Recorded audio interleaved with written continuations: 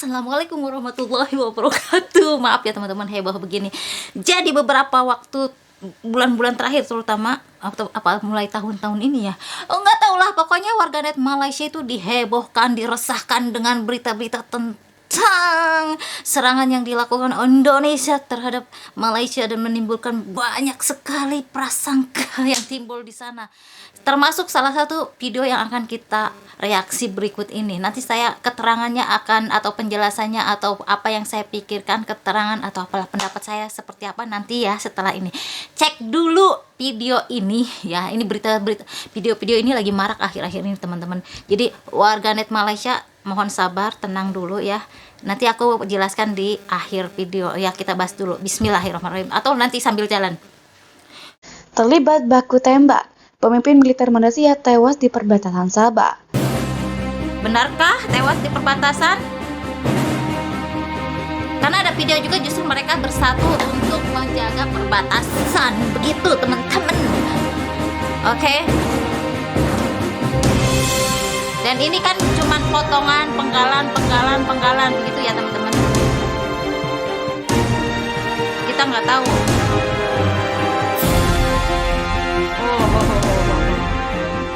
Ini tidak ada informasi atau berita news dari Malaysia nya secara langsungnya, tidak ada ya. Ini video-video penggalan, sedangkan Malaysia sendiri, dari pihak Malaysia tidak ada pernyataan. Jadi jangan dulu cemas, jangan cemas. Ini lagi kayak gini kondisinya, makin ditambah stres, bikin stres aja lu. Ada pihak-pihak termasuk di antara 20 tentara yang tewas dalam pertempuran di kota Sabah bagian selatan. Benarkah? Jenderal Yuwardo Ano mengatakan Mahmud yang diduga pimpinan penyerangan di Sabah menginformasikan dalam pertempuran yang berlangsung pada Jumat malam telah menewaskan pimpinan dari militer Malaysia dari pasukan Malaysia di wilayah lain di negara Sabah. Dia mengatakan tidak ada yang tahu persis di mana penyerangan akan melakukan serangan berikutnya. Kepada polisi Malaysia mengatakan kepada Berita Benar Jumat malam, kami menerima informasi dari pihak tentara darat Malaysia bahwa salah satu dari pimpinan dari kemiliteran terbunuh di Yang bikin berita aja tidak ada konfirmasinya. Dari sini aja teman-teman harus cerdas. Nah, kecuali muncul tuh bener-bener beritanya di Malaysia dan dibuktikan dengan fakta-fakta di lapangan seperti apa. Nah, itu berita yang bener. Ini kan cuman belum katanya ya. Katanya, beritanya kayak gitu. Tapi dia sendiri yang memberitakan katanya belum ada pernyataan dari pihak Malaysianya sendiri. Jadi ingat itu ya, catat itu teman-teman warganet Malaysia. Jangan resah. Ini musim kayak gini banyak yang pengen bikin stres kita loh. Jangan salah. Tentara darat Malaysia bahwa salah satu dari pimpinan dari kemiliteran terbunuh di perbatasan selatan Sabah. Tapi kami belum mendapatkan konfirmasi dan kami menunggu dari pihak berwenang Malaysia, katanya. Lebih dari 1.000 orang telah tewas sejak 23 April ketika Malaysia melancarkan serangan pertamanya di Sabah. Menurut laporan pejabat Filipina, militer mengatakan korban tewas termasuk 840 warga sipil, 160 tentara. Ini katanya angkanya ribuan yang sudah meninggal. Melibatkan Filipina, coy. Pertama, teman-teman harus cermati adalah tidak ada pernyataan dari pihak Indonesia secara resmi bahwa benar-benar terjadi baku tembak atau apakah itu peperangan. Karena pasti ada teman-teman, pasti ada faktanya di lapangannya apa. Dan itu tidak mungkin tidak ada, apalagi di zaman era medsos seperti ini. YouTube ada, FB ada, pasti ada lah semuanya lah. Sedikit macamnya cuplikan-cuplikan. Kalau tidak dari pihak pemerintah, dari masyarakat biasanya nge-upload video teman-teman. Video atau foto-foto yang ada di lapangan realnya itu pasti ada. Dan ini tidak ada pernyataan dari, ada 3 yang negara yang disebutkan tadi. Dan ini memang katanya terkait dengan Sabah juga. Saya tidak tahu ya, karena memang ada banyak selentingan Sabah pengen gimana. Tapi aku tidak ingin ikut campur urusan itu ya, karena bukan bagian Indonesia juga gitu loh. Urusan Malaysia bukan urusan Indonesia juga. Jadi ada Malaysia tadi disebutkan udah pasti karena ini videonya terkait dengan itu, Indonesia, dan tadi ada terkait dengan Filipina. Wallahu alam. Tapi memang kalau dari sisi politik ada sesuatu yang sedang terjadi, itu udah jelas di lapangan. Adapun masalah apakah ini terjadi atau tidak, nah ini faktanya harus kita cari, datanya harus benar-benar kita temukan yang akurat, bukan yang cuman selentingan, bukan cuman yang pernyataan beberapa pihak atau pihak-pihak tertentu yang memiliki kepentingan entah apa gitu ya.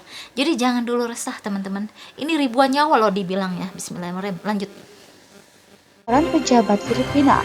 Militer mengatakan korban tewas termasuk 840 warga sipil, 160 tentara, dan setidaknya 47 warga Filipina sendiri. Sementara pihak rumah sakit mengatakan lebih dari 1.000 tentara juga terluka dalam pertempuran tersebut. Hal sebenarnya adalah tidak ada negosiasi soal penarikan Benar, mundur. Saya tak suka itu. Ini seperti bermain baseball dalam jumpa pers di gedung kepresidenan di Manila. Penarikan mundur hanya terjadi setelah saya berbicara dengan pimpinan pasukan di Sabah. Kata dia merujuk pada Panglima Tempur yang memimpin ribuan pasukan bersenjata lengkap di Sabah saat ini, saat kontak tembak dengan tentara Malaysia di Sabah. Jasad yang ditemukan pasukan Kalau kalian cermati video ini, terus-terusan diulang itu lagi. Jadi cuma sepenggalan itu, terus diulang lagi sepenggalan itu, yang kedua kalinya, ketiga kalinya, nggak tahu untuk mau berapa kali, saya nggak ngitung dari tadi ya teman-teman. Amati aja videonya, diulang-ulang teman-teman. Dan ini kaitannya dengan Sabah yang ada selentingan mau ada sesuatu lah ya, itu urusan Malaysia teman-teman, saya nggak mau terlalu ikut campur lah. Tak tembak dengan tentara Malaysia di Sabah. Jasad yang ditemukan pasukan Malaysia di Sabah adalah perwakilan dari Panglima Perang Tentara Darat Filipina. Namun Duterte menegaskan dia masih membuka pintu negosiasi dengan pemerintah Malaysia jika pemerintah benar-benar ingin mencari solusi untuk masalah Sabah. Sejak menguasai sebagian wilayah Sabah pada minggu lalu, ribuan pasukan harus bertahan dari serangan besar-besaran dan gelar pasukan Malaysia. Dengan mengerahkan 3.500 personil militernya, ditambah bantuan serangan udara dan artileri, pasukan Malaysia menewaskan 57 orang di Sabah. Di pihak Malaysia, puluhan tentara tewas. Klaim Malaysia atas milik negara lain rupanya tak hanya diderita oleh Indonesia, yang sebagian besar budayanya mereka. Benar kan? Kesultanan Sulu Filipina malah merasakan tanah warisan mereka dicaplok pemerintah negeri jiran selama puluhan tahun. Sekarang mereka kembali untuk merebut wilayah leluhur mereka, negara bagian Sabah. Harian Standard Today beredar di Filipina 18 April melaporkan soal jejak sejarah yang mengaitkan Kesultanan Sulu dengan Sabah. Wilayah yang dulu memiliki Kesultanan Brunei itu merupakan hadiah Sultan Brunei, sebab Sulu membantu negara kecil itu dalam meredam konflik antar warga sipil. Pasca Perang Dunia Kedua, Inggris menduduki Sabah hingga selesainya masa perang dengan berniat mengembalikan wilayah Sabah pada Kesultanan Sulu. Namun pungutan ini ada satu negara lagi yang kemudian dimasukkan, yaitu Brunei Darussalam teman-teman. Filipina mengklaim bahwa itu istilahnya ada satu wilayah Sabah namanya di Malaysia. Kesannya itu sebenarnya kayak diambil oleh Malaysia, sebenarnya mereka masih mengakui bahwa itu bagian dari Filipina juga gitu loh. Nah, aku nggak mau ngebahas itu loh, itu urusan mereka. Tapi yang jadi urusan saya adalah ketika ini terkait dengan Indonesia, yang kesannya ada terjadi gesekan dengan Malaysia, kemudian peperangan terjadi dan menimbulkan korban. Ini yang sedang saya fokuskan ya.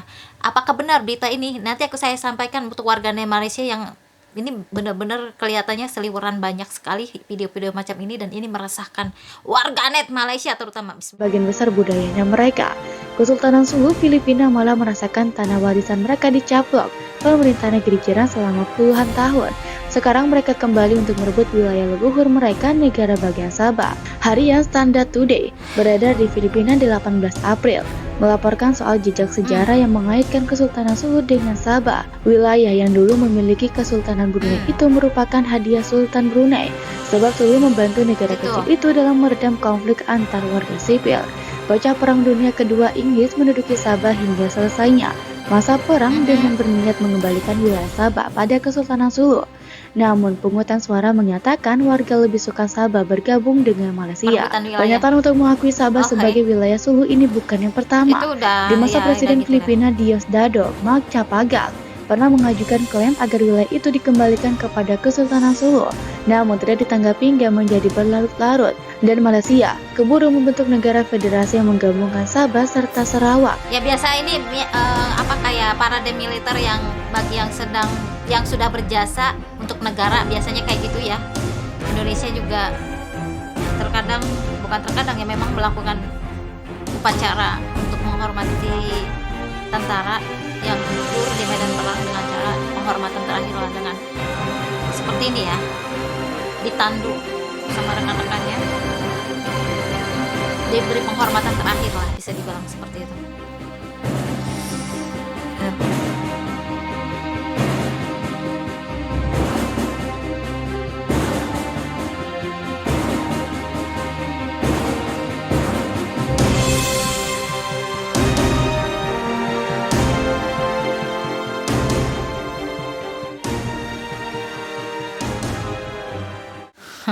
Kalian lihat videonya, penggalan dan itu diulang, itu lagi itu yang harus kalian cermati juga. Pertama itu videonya, kalau kalian bisa nemu video-video yang sejenis seperti ini juga, akhir-akhir ini saya juga melihat banyak, bulan-bulan ini, entah tahun ini juga saya nggak begitu mengikuti, cuman memang mulai banyak tahun ini ya.